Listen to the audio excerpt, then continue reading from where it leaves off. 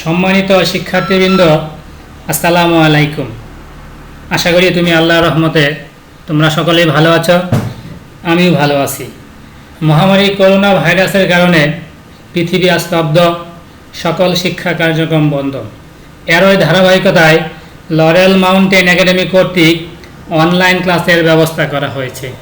এই অনলাইন ক্লাসে তোমাদের সকলকে স্বাগতম জানাচ্ছি।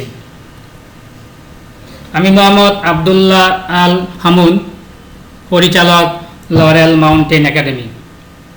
আজ আমি তোমাদের সামনে হিসাব বিজ্ঞান বিষয় নিয়ে কিছু তথ্য উপস্থাপন করব। আশা করি তোমাদের কাজে আসবে। এবার চলো আমরা মূল আলোচনায় ফিরে যাই।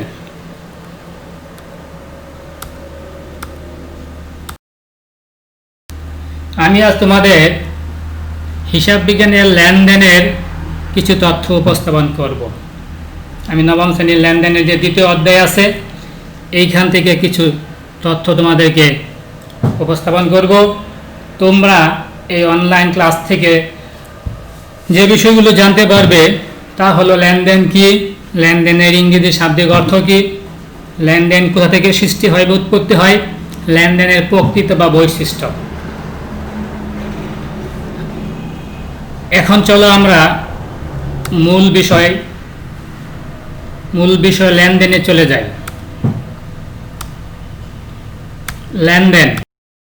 লেনদেনের প্রকৃত অর্থ কি?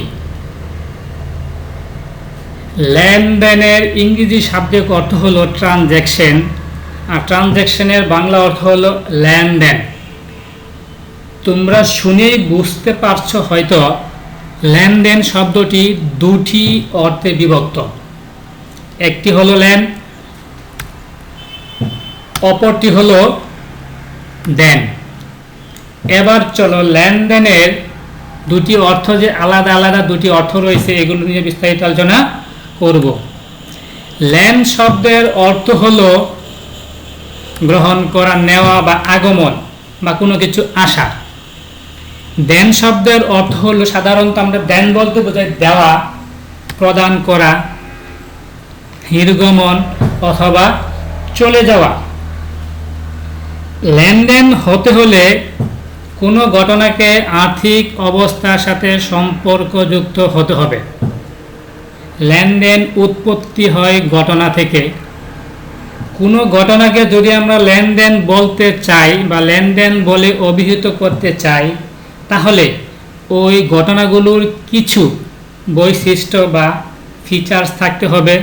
এগুলো আমরা একটু পরেই আলোচনা করব। তাহলে এখন আমরা বুঝে যাই লেনদেন কাকে বলে। লেনদেন হলো ওই সমস্ত ঘটনা যা আর্থিক অবস্থার পরিবর্তন সাধিত হয়। একটি উদাহরণ দিয়ে আমি তোমাদেরকে বোঝানোর চেষ্টা করছি। যদি কোনো প্রতিষ্ঠান 20,000 টাকার একটি কম্পিউটার অফিসের জন্য ক্রয় করা হয়, পথিমধ্যে তিনি আহত হন। এইখানে দুইটি ঘটনার উদ্ভব হয়েছে বা উদয় হয়েছে। একটি হলো কম্পিউটার ক্রয়, আরেকটি হলো তিনি আহত হয়েছেন। দুইটি ঘটনাই কিন্তু ঘটেছে, কিন্তু ব্যবসায়িক ভাষায় লেনদেন বলতে গেলে আমরা দ্বিতীয় ঘটনাকেই কিন্তু লেনদেন বলে অভিহিত করতে পারবো না। কারণ লেনদেন হতে হলে অবশ্যই আর্থিক অবস্থার পরিবর্তন হতে হবে, যেইখানে দ্বিতীয় ঘটনাতে আর্থিক অবস্থার কোনো পরিবর্তন হয়নি, কিন্তু প্রথম ঘটনায় আর্থিক অবস্থার পরিবর্তন হয়েছে, সম্পদ এসেছে এবং নগদ টাকা চলে গিয়েছে।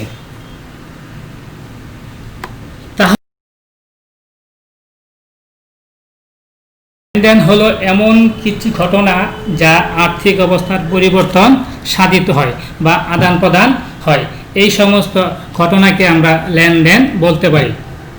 এবার চলো আমরা কিছু বিষয় আলোচনা করব। সেটা হলো লেনদেন কত প্রকার, টাইপস অফ ট্রানজ্যাকশন। সাধারণত লেনদেন দুই প্রকার হয়ে থাকে। নাম্বার 1 বাহ্যিক লেনদেন এবং 2 অভ্যন্তরীণ লেনদেন। বাহ্যিক লেনদেন কি? এটাকে ইংরেজিতে বলা হয় এক্সটার্নাল ট্রানজ্যাকশন। বাহ্যিক লেনদেন হলো এমন কোনো অর্থনৈতিক ঘটনা যা দুটি পক্ষ বা প্রতিষ্ঠানকে প্রভাবিত করে। পক্ষান্তরে অভ্যন্তরীণ ট্রানজ্যাকশন বা ইন্টারনাল ট্রানজ্যাকশন বা অভ্যন্তরীণ লেনদেন হলো এমন কিছু ঘটনা যা ব্যবসা প্রতিষ্ঠানের অভ্যন্তরীণ আর্থিক অবস্থাকে প্রভাবিত করে। তোমরা স্ক্রিনে যে দেখতে পাচ্ছ দুটি প্রকার লেনদেন তীর চিহ্ন দিয়ে বোঝানো হয়েছে, একটি বাহ্যিক, একটি অভ্যন্তরীণ। আশা করি তোমরা এই দুটি বিষয়ে সুস্পষ্ট তথ্য পেয়েছ। একটি তথ্য নিচে দেওয়া আছে, প্রত্যেক লেনদেন ঘটনা,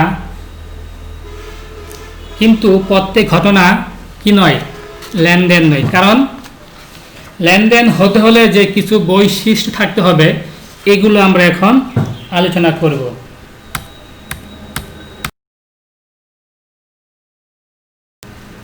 লেনদেন এর প্রকৃতি বা বৈশিষ্ট্য, ফিচার্স অফ ট্রানজ্যাকশন। একটি ঘটনা বা যদি আমি একটি ঘটনাকে লেনদেন বলতে চাই বা আমি লেনদেন বলে অভিহিত করতে চাই, তাহলে ওই ঘটনার যে বিষয়গুলো বা যে বৈশিষ্ট্যগুলো বিদ্যমান থাকতে হবে বা উপস্থিত থাকতে হবে, ওই বিদ্যমান বৈশিষ্ট্যগুলো নিয়ে এখন আমি তোমাদের সামনে আলোচনা করব। চলো আমরা লেনদেনের যে প্রথম বৈশিষ্ট্য সেটা জেনে নেই। লেনদেনের প্রথম বৈশিষ্ট্য হচ্ছে অর্থের অঙ্কে পরিমাপযোগ্য। কোনো ঘটনাকে যদি আমি লেনদেন বলতে চাই, তাহলে সেই ঘটনা অবশ্যই অর্থের অঙ্কে পরিমাপযোগ্য হতে হবে। অর্থের অঙ্কে পরিমাপযোগ্য নয় বা অর্থের সাথে সম্পর্কযুক্ত নয় এমন কোনো ঘটনাকে লেনদেন বলা যাবে না। যেমন একটি উদাহরণ দেওয়া যাক, একটি ব্যবসা প্রতিষ্ঠানের তোমার একজন লোক নিয়োগ দেওয়া হয়েছে, ম্যানেজার, উনি মৃত্যুবরণ করেছে। এটা একটি অপূরণীয় ক্ষতি। কোনো মানুষ মরণশীল, মৃত্যুবরণটা অপূরণীয় ক্ষতি। আরেকটি ঘটনা হলো ব্যবসা প্রতিষ্ঠানের জন্য 20,000 টাকার পণ্য আগুনে পুড়ে নষ্ট হয়ে গিয়েছে। তোমরা খেয়াল করো, দুটি তথ্যের মাঝখানে প্রথম যে ঘটনাটি ঘটেছে, উনি মৃত্যুবরণ করেছে, এইখানে প্রতিষ্ঠানের বা ব্যবসায়িক প্রতিষ্ঠানের কোনো আর্থিক সংগঠন বা আর্থিক অঙ্কের সাথে সম্পর্কযুক্ত নয়, তাহলে এটি কোনো লেনদেন নয়। অন্যটি ব্যবসার যে ক্ষতি হয়েছে 20,000 টাকা, এটি কিন্তু একটি লেনদেন। চলো পরবর্তী ধাপ যেটা হলো, সেটা হলো আর্থিক অবস্থার পরিবর্তন। লেনদেনের সবচেয়ে গুরুত্বপূর্ণ এবং একটি দ্বিতীয় ধাপ যেটা, সেটা হলো আর্থিক অবস্থার পরিবর্তন। কোনো ঘটনাকে লেনদেন বলতে হলে অবশ্যই আর্থিক অবস্থার পরিবর্তন হতে হবে। যদি আর্থিক অবস্থার পরিবর্তন না হয়, তাহলে লেনদেন বলা যাবে না। যেমন 20,000 টাকার একটি আসবাবপত্র ক্রয় করা হলো, পক্ষান্তরে 1 লক্ষ টাকার আসবাবপত্র ক্রয়ের অর্ডার দেওয়া হলো। লক্ষ্য করো বন্ধুরা, দুটি জিনিস। প্রথম তথ্যে আসবাবপত্র ক্রয় করা হয়েছে, মানে আমি সম্পদ পেয়ে গিয়েছি এবং অর্থ প্রদান করেছি, দুটি পক্ষ রয়েছে, তাহলে এটি লেনদেন। দ্বিতীয়টি, আসবাবপত্র ক্রয় করব এই প্রতিশ্রুতি দেওয়া হয়েছে বা অর্ডার দেওয়া হয়েছে, আমি এখন পর্যন্ত সেটা ক্রয় করি নাই বা অর্থ পরিশোধ করি নাই, তাহলে এটি লেনদেন নয়। তাহলে বুঝতে পারলাম, আর্থিক অবস্থার পরিবর্তন হবে না এমন কোনো ঘটনা লেনদেন বলা যাবে না। নাম্বার 3, দ্বৈত সত্তা। দ্বৈত অর্থ হলো দুই, সত্তা মানে পক্ষ। লেনদেন হতে হলে দুটি পক্ষ থাকতে হবে। দুটি পক্ষের একটি হলো সুবিধা গ্রহণকারী, অন্যটি হলো সুবিধা প্রদানকারী। সুবিধা গ্রহণকারী হলো ডেবিট, সুবিধা প্রদানকারী হলো ক্রেডিট। এগুলো আমরা পরবর্তীতে জাবেদা বা জার্নাল অধ্যায়ে বিস্তারিত আলোচনা করব। কোনো লেনদেন ঘটনাকে লেনদেন বলতে হলে অবশ্যই তার দুটি পক্ষ থাকতে হবে। দুটি পক্ষ বিদ্যমান না থাকলে কোনো ঘটনাকে লেনদেন বলা যাবে না। এর পরবর্তীতে হলো স্বয়ংসম্পূর্ণ ও স্বতন্ত্র। প্রতিটি লেনদেন স্বয়ংসম্পূর্ণ ও একটি আরেকটি থেকে সম্পূর্ণ আলাদা। যেমন 20,000 টাকার পণ্য বিক্রয় করা হয়েছে, অর্থাৎ তুমি 20,000 টাকার পণ্য ধারে বা বাকিতে বিক্রয় করেছ এবং এই অর্থ তুমি 10 অথবা 20 দিন পর অর্থটা তুমি ফেরত পেয়েছ। এখানে দুটি ঘটনা ঘটেছে, দুটি ঘটনায় কিন্তু আলাদা আলাদা বৈশিষ্ট্য এবং আলাদা আলাদা অর্থ হয়েছে। তাহলে আমরা বলতে পারি প্রতিটি ঘটনা কিন্তু স্বয়ংসম্পূর্ণ ও স্বতন্ত্র। এর পরবর্তী যে বৈশিষ্ট্যটা হলো সেটা হলো দৃশ্যমানতা। লেনদেন দৃশ্যমান, ভিজুয়ালিটি অথবা অদৃশ্যমান হতে পারে। দৃশ্যমান লেনদেন কোনটি? এটা দেখা যায়, ধরা যায়, ছোঁয়া যায়, যার অস্তিত্ব আছে। যেমন আসবাবপত্র ক্রয়, সম্পদ ক্রয়, কোনো কিছু ক্রয় করা হলো, পণ্য ক্রয়, এগুলো। কিন্তু অদৃশ্য লেনদেন কোনগুলো? যেগুলো দেখা যায় না, ধরা যায় না, ছোঁয়া যায় না, যার কোনো অস্তিত্ব নেই। একটি উদাহরণের মাধ্যমে আমি তোমাদেরকে বিষয়টা পরিষ্কার করার চেষ্টা করব। সেটি হলো সুনাম, একটি ব্যবসা প্রতিষ্ঠানের অস্পর্শনীয় সম্পদ, গুডউইল যাকে বলা হয়। এটা কিন্তু অদৃশ্য লেনদেন, যা দেখা যায় না কিন্তু ব্যবসার খুবই প্রভাব বিস্তার করে। আরও আছে যেমন কোনো সম্পদের অপচয়, যেমন আসবাবপত্রের অপচয়, যন্ত্রপাতির অপচয়। এই অপচয়গুলো, ক্ষতিগুলো দেখা যায় না কিন্তু ব্যবসা প্রতিষ্ঠানের জন্য একটি লেনদেন। তাহলে কি বুঝতে পারলাম? লেনদেন হতে হলে দুই ধরনের হয়, দৃশ্যমান অথবা অদৃশ্যমান। এর পরবর্তীতে হলো ঐতিহাসিক ঘটনা। শিক্ষার্থীরা, ঐতিহাসিক ঘটনা বলতে মুক্তিযুদ্ধ না বা কোনো বিশেষ ঘটনা না। ব্যবসায়িক ভাষায় ঐতিহাসিক ঘটনা হলো এমন কিছু ঘটনা যা পূর্বে ঘটে গিয়েছে বা ইতিপূর্বে সংঘটিত হয়েছে। এমন ঘটনাকে ব্যবসায়িক বা হিসাব বিজ্ঞানের ভাষায় ঐতিহাসিক ঘটনা বলা হয়। যেমন আমি তোমাদের দু একটি উদাহরণ দিচ্ছি। একটি হলো অনাদায়ী পাওনা সঞ্চিতি অথবা বার্তা সঞ্চিতি অথবা পাওনাদার বার্তা সঞ্চিতি। এগুলো যেহেতু ইতিপূর্বে ঘটে গিয়েছে তাহলে এগুলো হলো ঐতিহাসিক ঘটনা। ট্রানজ্যাকশন বা লেনদেনের সর্বশেষ বৈশিষ্ট্য হলো হিসাব সমীকরণের প্রভাব, এবং খুবই গুরুত্বপূর্ণ একটি বিষয়।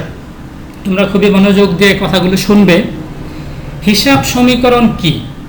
হিসাব সমীকরণ হলো এ সমান এল প্লাস ই, অর্থাৎ সম্পদ সমান দায় প্লাস মালিকানা সত্ত্ব। আমরা পরবর্তীতে হিসাব সমীকরণ নিয়ে একটি অনলাইন ক্লাস তোমাদের উপহার দেব, ওই সময় বিস্তারিত এই সব কথা বলবো। তোমরা একটু শুনে যাও।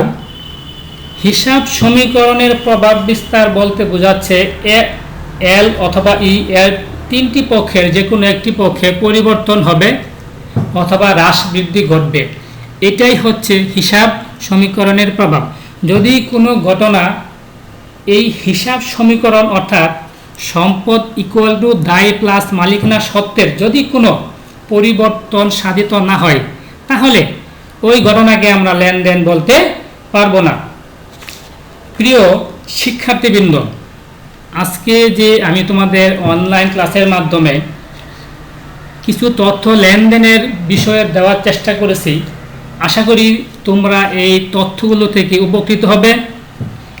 এছাড়া তোমরা পাঠ্য বইয়ের 9, 10 এবং 11 পৃষ্ঠা খুলে যদি চর্চা করো তাহলে লেনদেনের বৈশিষ্ট্য, লেনদেনের তথ্য, কোন ঘটনা থেকে লেনদেন উৎপত্তি হয়, এগুলো আরও বিস্তারিত জানতে পারবে। এবার আমি সারসংক্ষেপে এই লেকচারের বা এই ক্লাসের কিছু তথ্য তোমাদের উপস্থাপন করতেছি। লেনদেনের ইংরেজি হলো ট্রানজ্যাকশন। লেনদেন শব্দটি দুটি শব্দে বিভক্ত। লেনদেন, লেন অর্থ লওয়া দেওয়া, দেন অর্থ দেওয়া। এবং লেনদেন দুই প্রকার, অভ্যন্তরীণ লেনদেন, বাহ্যিক লেনদেন। ঘটনা থেকে লেনদেনের উৎপত্তি হয় কিন্তু সকল ঘটনাকে লেনদেন বলা যাবে না। যেসব ঘটনা আর্থিক অবস্থার সাথে সম্পর্কযুক্ত বা স্বয়ংসম্পূর্ণ বা দৃশ্যমানতা আছে বা দ্বৈত সত্তা বা দুটি পক্ষ আছে, ওইসব ঘটনাকে আমরা লেনদেন বলে অভিহিত করতে পারবো।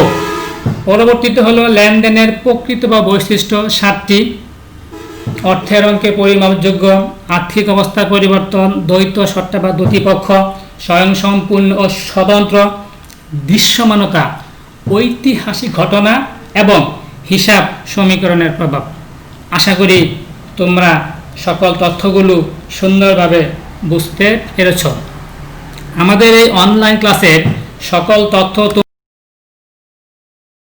তথ্যগুলো আসবে ওইখান থেকে সংগ্রহ করতে পারবে, ফেসবুকে আইডি থেকে সংগ্রহ করতে পারবে, তোমরা ইচ্ছা করলে মেল থেকে সংগ্রহ করতে পারবে, ইউটিউব চ্যানেলের মাধ্যমেও তোমরা তথ্যগুলো সংগ্রহ করতে পারবে। পরবর্তী ক্লাসে আমরা আরও কোনো সুন্দর সুন্দর তথ্য নিয়ে তোমাদের সামনে উপস্থিত হব। আজ এই পর্যন্তই। সকলকে ধন্যবাদ। আল্লাহ হাফেজ। সকলে ভালো থাকো, সুস্থ থাকো, নিরাপদে থাকো।